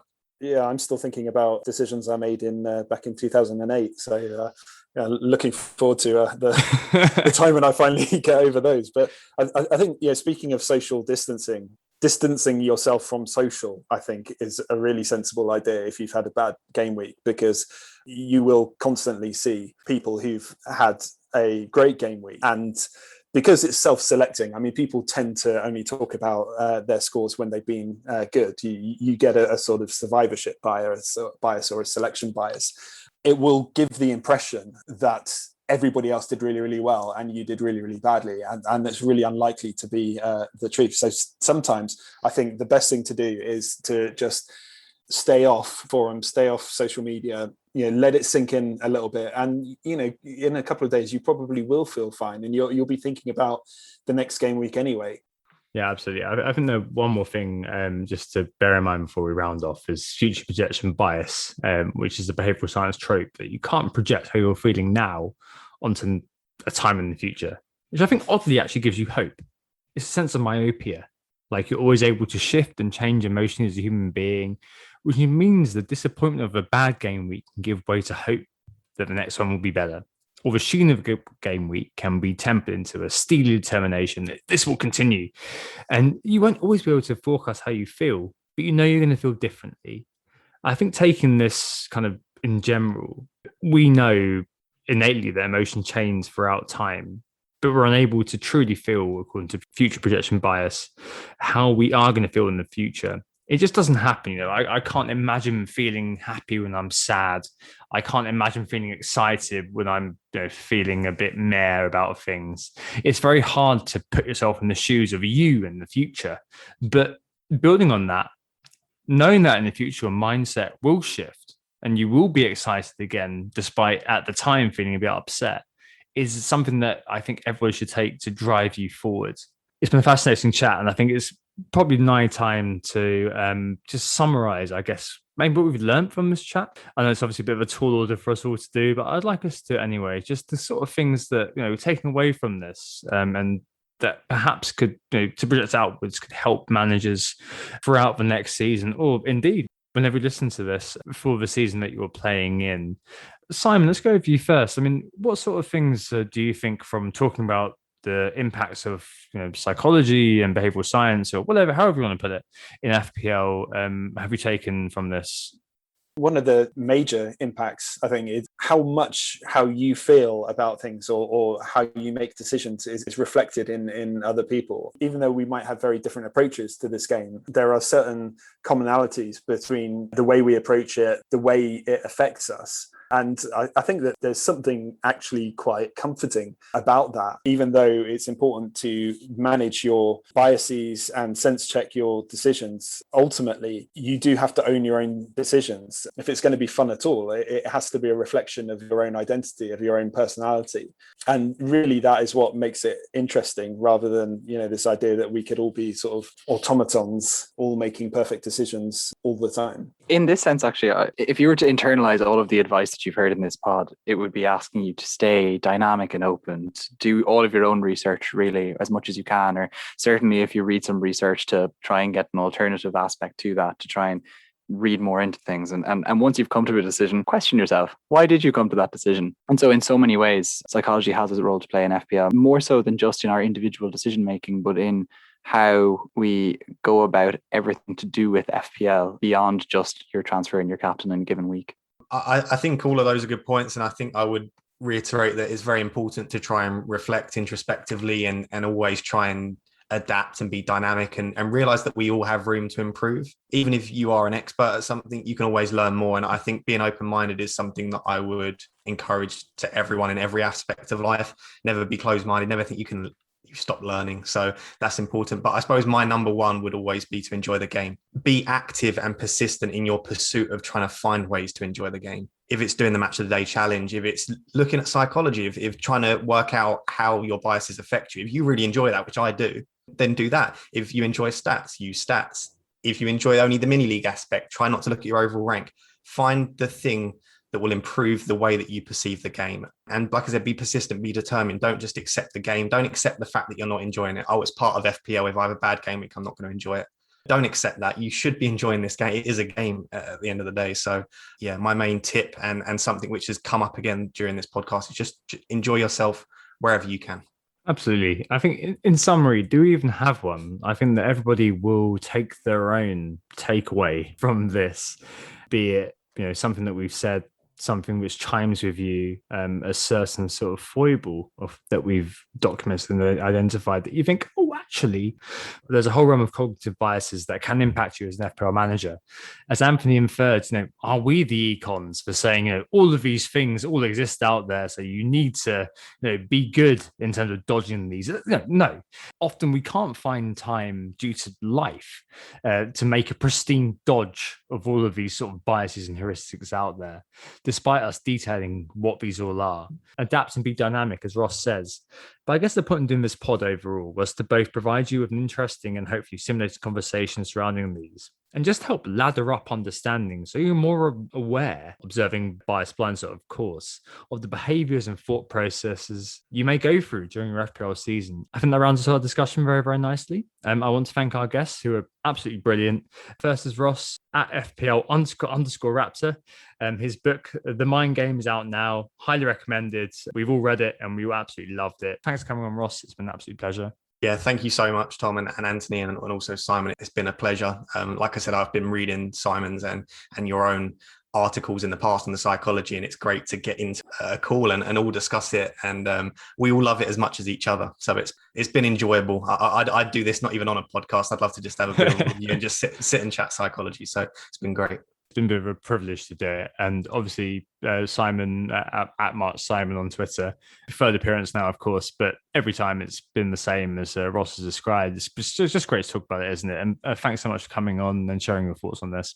Thanks for having me. I've really enjoyed it. And good luck with the book, Ross. Thanks very much to both of you guys for coming on. It was an absolute pleasure to discuss it. And I guess coming from the perspective of more of a layman, I thought it was really enlightening, number one, to read Ross's book in the process of reading ahead of this podcast, and then actually discussing with you guys and trying to put meat on the bones of the different ideas. It was really, really interesting. And I hope that other lay people and experts alike who are listening to this really, really enjoyed listening to this pod. And with that, thanks so much for listening. This was Who Got the Assist. You've been listening to a summer special podcast that was recorded during the summer prior to the 2021-2022 season. So if you've enjoyed this, I would recommend you to listen to us during the regular season too for slightly different but equally informative content. Don't forget to hit the subscribe button if you haven't already. Yeah, thanks so much for listening. One other thing, the FPL London Summer Meetup, 24/7, 24th of July, Saturday.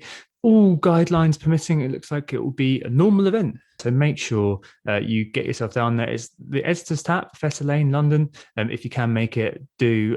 We'll be there from 3 p.m. onwards, which will be a really amazing event. We're doing that with Planet FPL and also the guys from Surgery, and we cannot wait for the day. So definitely try to come along to that if you can. Really, really looking forward to it. This was the Behavioural Science and FPL pod. Next week, it's fandom and FPL, and data analytics and FPL is to come. We hope we assist you, and we'll speak to you very, very soon. Goodbye. Oh, it's a goal. Who got the assist? Who got the assist?